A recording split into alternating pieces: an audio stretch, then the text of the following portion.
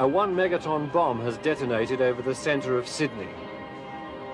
Inside an 8-kilometre radius of the hypocentre, all those caught in the open receive third-degree burns, covering more than 25% of their bodies.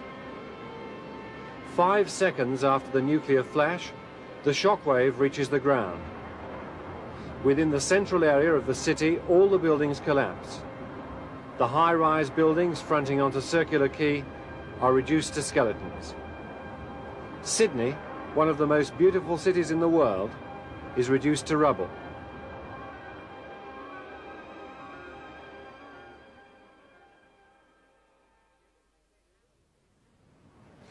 Realistically, how many people would survive a 1 megaton airburst over the centre of Sydney? Where we're sitting here, no one would survive.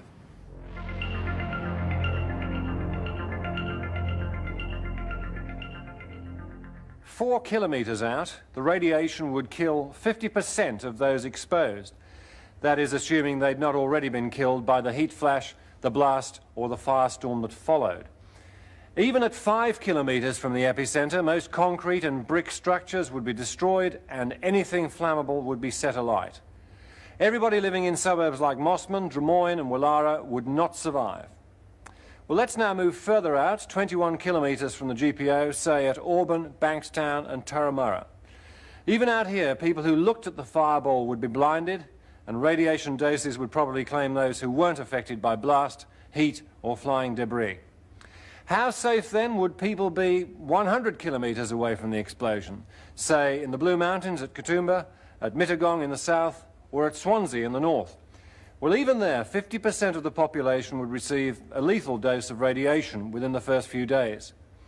What counts as a lethal dose of radiation? Well, the unit of radiation exposure is known as the sievert.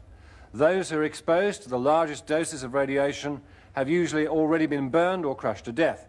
A dose of 50 sievert, however, would usually result in death within 2 days. Nearly 4 million people live in the city of Sydney. And although some of these high-rise buildings in the city centre might offer some protection from nuclear blast, there is no large public fallout shelter in Sydney, neither, as far as we could discover, are there any plans to build one. But even if there is no public shelter in Sydney, a federal government body known as the National Nuclear Fallout Shelter Survey Team believes that some of these buildings would offer protection, particularly their basements or lift corridors.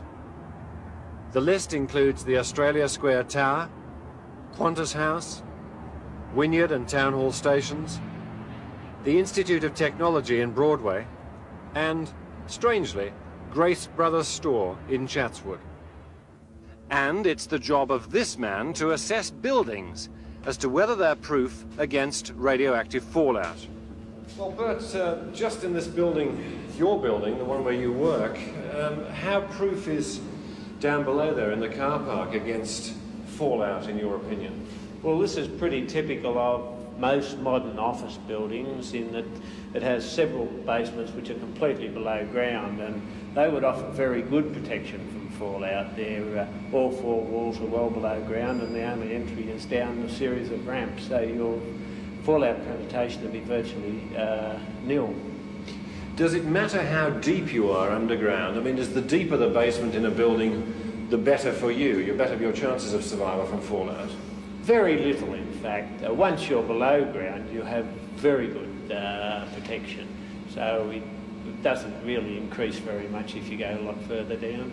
Now, these basements of buildings may offer some protection against fallout. You're not concerned with buildings that are proof against nuclear blast, are you? No, this survey has been for fallout protection, not blast, yes, that's right.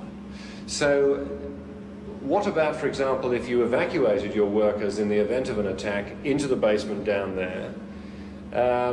What would happen to the top of the building? You're not interested in that? Well, you can find protection also in the top of the building, in fact. Quite good protection is often found in the middle floors, from above the first 3 or 4 and below the top 3 or 4. The lift corridors and lift between the lift wells can offer quite reasonable protection for people as well. From blast or from fallout? From fallout, not from blast. Yes.